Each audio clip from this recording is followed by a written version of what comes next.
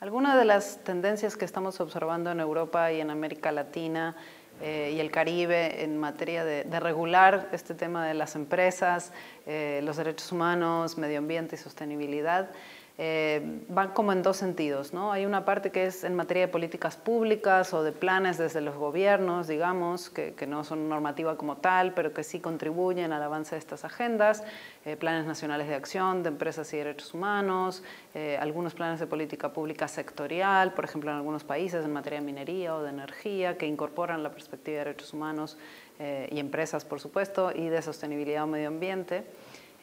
Como en Europa, que hay varios países que desde hace algunos años tienen planes nacionales de acción, incluyendo España, por ejemplo, desde 2017, ahora entiendo está sujeto a revisión todavía, y 3 países en América Latina, que son Colombia, Chile y Perú, que ya tienen planes, y otros países que están desarrollando este tipo de planes. Y por otro lado, vemos también todo un desarrollo ahora sí en materia de leyes o regulaciones, es decir, de normativas obligatorias, tanto en Europa como en América Latina. Por supuesto que en Europa hay algunas directivas sectoriales o temáticas, como por ejemplo la directiva de cero deforestación, o sea, productos libres de deforestación, que ya está impactando en la forma de hacer negocios para las empresas que, por ejemplo, en agricultura o en algunos sectores donde podría haber riesgos de deforestación, tienen que comprobar que no están incurriendo en eso para poder vender en Europa o comerciar con empresas europeas, ser parte de su cadena de suministro, por ejemplo.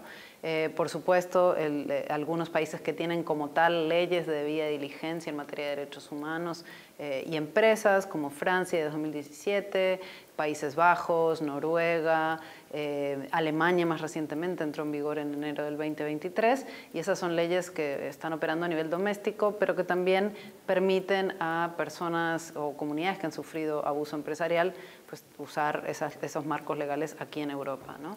Y lo más importante es ahora mismo esta negociación de una directiva europea en materia de sostenibilidad y debida diligencia en derechos humanos, que como sabemos está en este triálogo, ¿no?, en negociación entre el Parlamento Europeo, la Comisión y el Consejo, y que creemos es el grupo de trabajo que va a generar, ya está generando un movimiento, ¿no?, por el impacto, por supuesto, de la economía europea en el mundo y por las relaciones entre América Latina y Europa, tanto como proveedores por ejemplo, materias primas, como subsidiarias de empresas europeas, como parte de la cadena de valor de empresas europeas o empresas latinoamericanas que quieren vender en Europa. Entonces ya se está desencadenando todo un proceso de debate, de discusión, de atención a esa negociación aquí.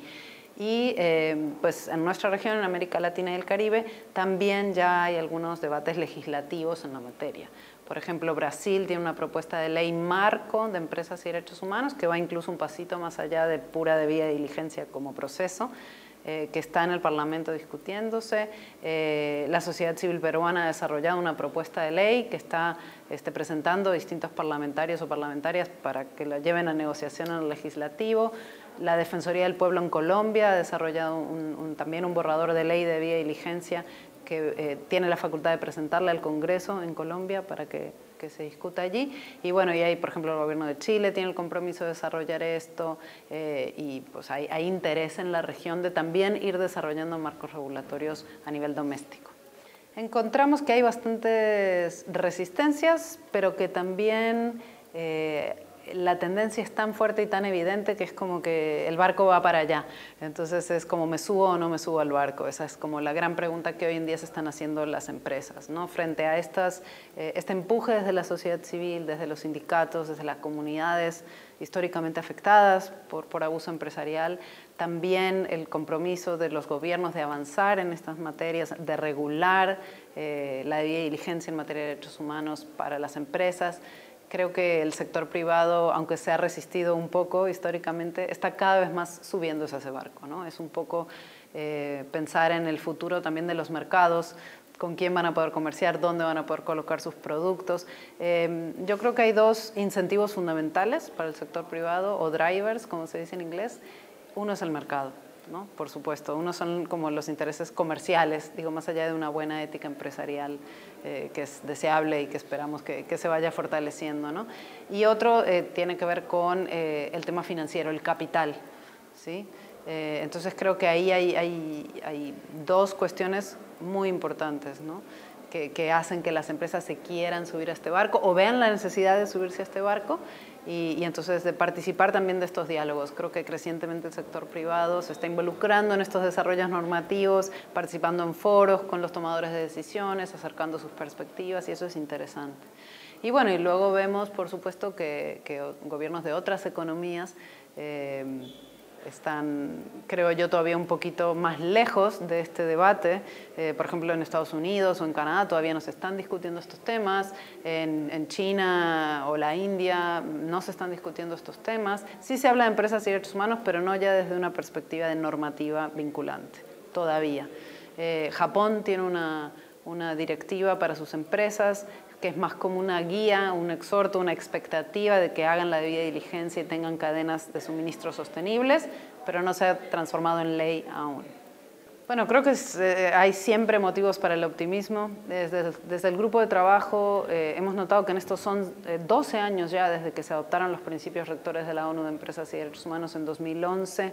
Ha habido muchos avances. Hoy estamos discutiendo este tipo de leyes. Era impensable hace 12 años hablar de leyes que protegieran los derechos humanos en el contexto de la actividad empresarial.